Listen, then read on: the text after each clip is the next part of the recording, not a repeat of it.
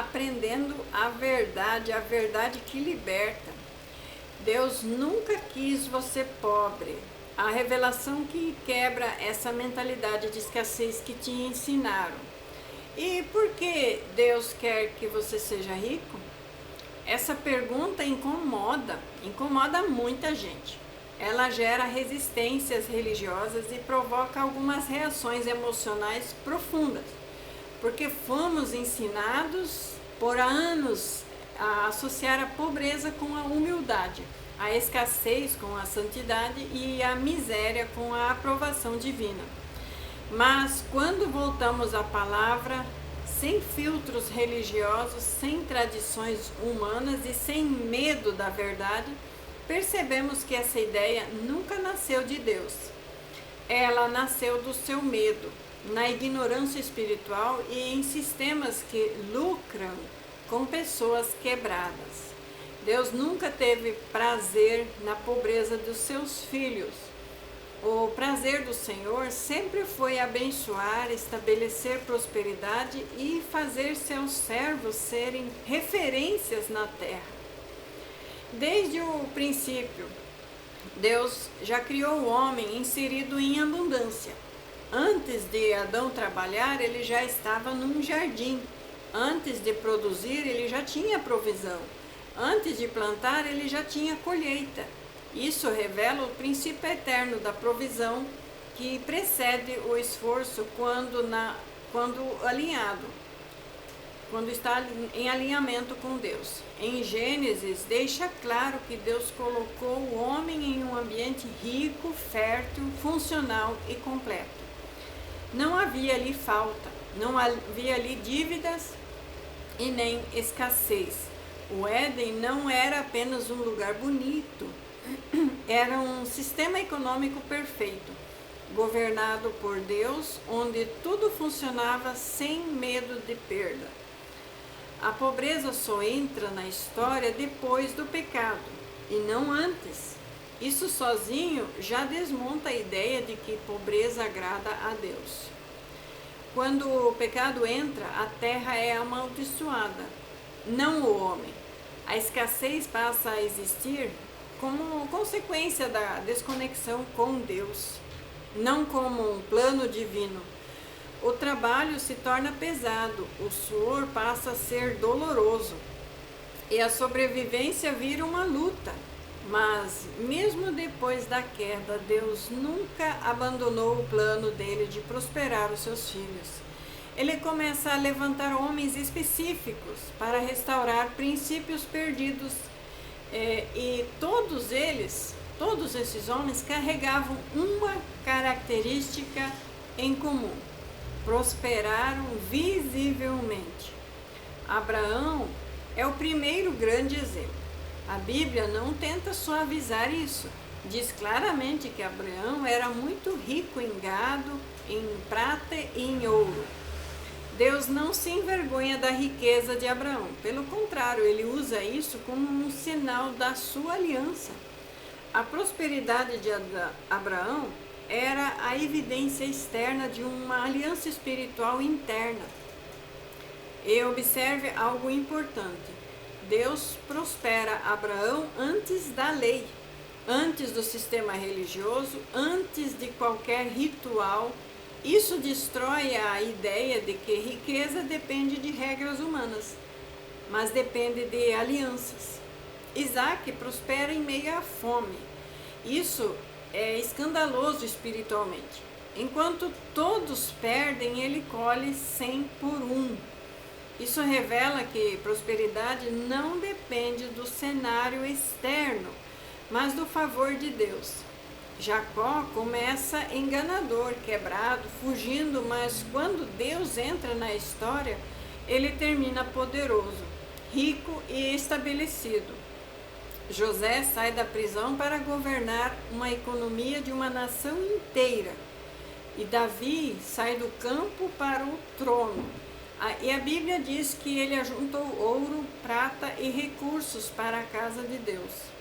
Salomão se torna o homem mais rico de sua geração. E a Bíblia afirma que essa riqueza veio diretamente do Senhor. Se riqueza fosse pecado, Deus estaria levando seus servos a pecar deliberadamente. Isso não faz nenhum sentido. O problema nunca foi o dinheiro, o problema sempre foi o coração. A Bíblia não diz que o dinheiro é a raiz de todos os males. Ela diz que o amor ao dinheiro é a raiz de todos os males. Existe uma diferença gigantesca entre possuir recursos e ser possuído pelos recursos. Deus quer te dar recursos, mas nunca quer que os recursos te dominem. Jesus nunca pregou miséria como virtude. Ele viveu suprido, sustentado e nunca passou necessidades. Havia um grupo que financiava o ministério de Jesus. Judas cuidava das bolsas. Isso não é pobreza extrema, isso é organização financeira. Jesus multiplicou pão e peixe, transformou água em vinho, falou mais sobre dinheiro do que sobre o inferno e deixou claro que o reino funciona com princípios econômicos e espirituais. Ele ensinou sobre mordomia, sobre investimentos, sobre multiplicação, sobre fidelidade e sobre responsabilidade financeira. Quando Jesus diz que veio para que nós tivéssemos vida em abundância, ele não estava falando apenas de espiritualidade abstrata. A palavra abundância significa transbordo, excesso suficiente para compartilhar com o próximo. Deus nunca te prospera apenas para você. Ele te prospera para que você se torne uma resposta na vida dos outros. A prosperidade bíblica sempre carrega um propósito. Ela financia o reino, sustenta famílias, rompe ciclos de miséria e quebra dependências emocionais. E também liberta pessoas do controle e do medo. Pobreza, ela aprisiona. Ela limita suas escolhas, ela rouba a sua dignidade, ela força as pessoas a aceitarem abusos, humilhações, migalhas. E Deus não glorifica isso. Deus não chama sofrimento financeiro de virtude. Ele chama isso de opressão. A Bíblia diz que o pobre é dominado pelo rico e que o devedor é servo de seu credor. Isso não é elogio, é um alerta. Deus não quer seus filhos servos do sistema injusto. Ele quer cabeças e não caudas. Existe também uma verdade que ninguém conta. Muitas pessoas rejeitam a prosperidade porque ela expõe as suas feridas internas.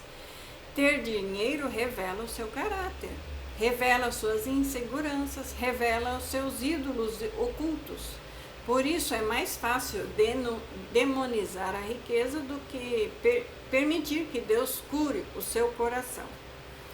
Deus não quer apenas te enriquecer externamente. Ele quer sim te alinhar internamente para que a riqueza não te destrua. A prosperidade sem cura vira uma idolatria. A prosperidade sem Deus vira uma prisão. Outro ponto que quase ninguém fala é que Deus quer você rico, porque pobreza limita o alcance da sua obediência à voz de Deus. Quantas vezes Deus já colocou algo em seu coração e você não conseguiu obedecer porque faltou recursos?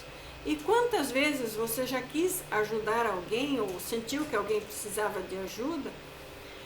Ou até investir no reino, ou sair de um lugar abusivo, mudar de uma história, mas estava preso financeiramente. E Deus não se agrada disso. Ele quer te colocar em uma posição de liberdade. A Bíblia diz que é Deus quem dá a capacidade de gerar riquezas.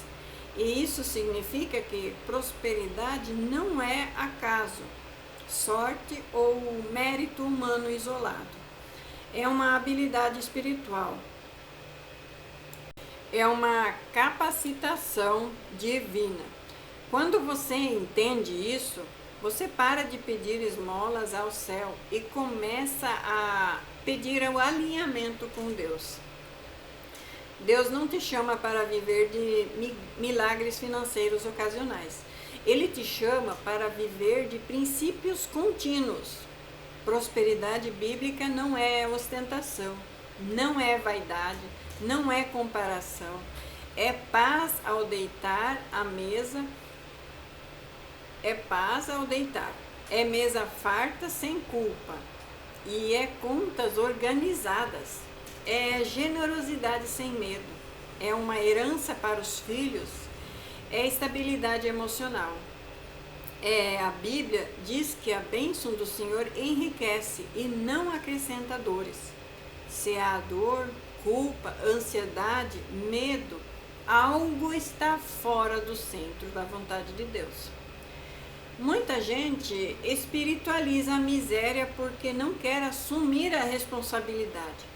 Prosperar exige disciplina, exige renúncia, exige mudanças de mentalidade e rompimentos com crenças herdadas. É mais fácil dizer Deus quis assim, do que admitir que decisões erradas geram consequências. Mas Deus é tão gracioso que mesmo assim Ele ensina, corrige, restaura e conduz de volta ao seu caminho. Deus quer você rico, porque Ele é teu pai. Um pai saudável não sente prazer em ver seu filho passando necessidades. Um pai saudável, ele se alegra quando o filho cresce, se estabelece e prospera. Jesus disse que se pais terrenos, sendo maus, sabem dar boas coisas aos seus filhos, quanto mais o Pai Celestial. Isso inclui provisão. Riqueza não é o fim, é uma ferramenta, é um meio, é um instrumento. O fim sempre será Deus. Quando o dinheiro ocupa o lugar de Deus, ele vira uma maldição. Quando Deus ocupa o centro, o dinheiro vira uma bênção.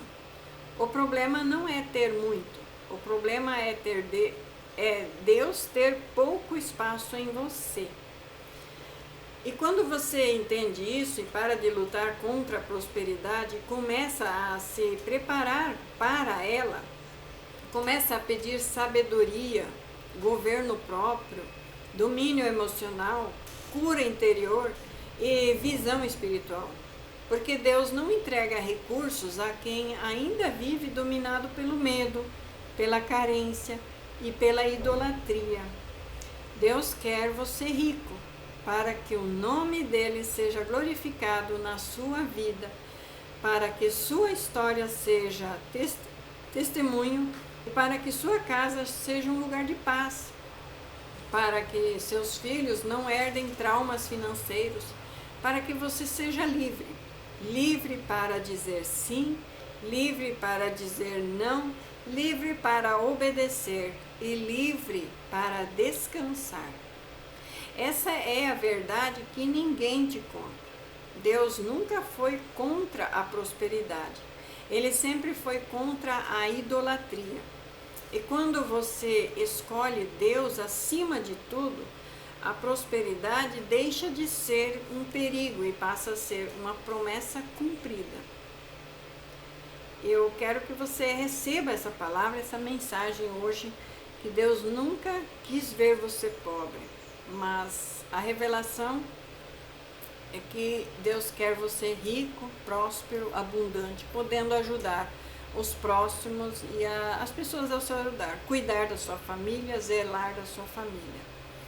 Receba essa palavra, fique com essa mensagem em nome de Jesus Cristo. Amém.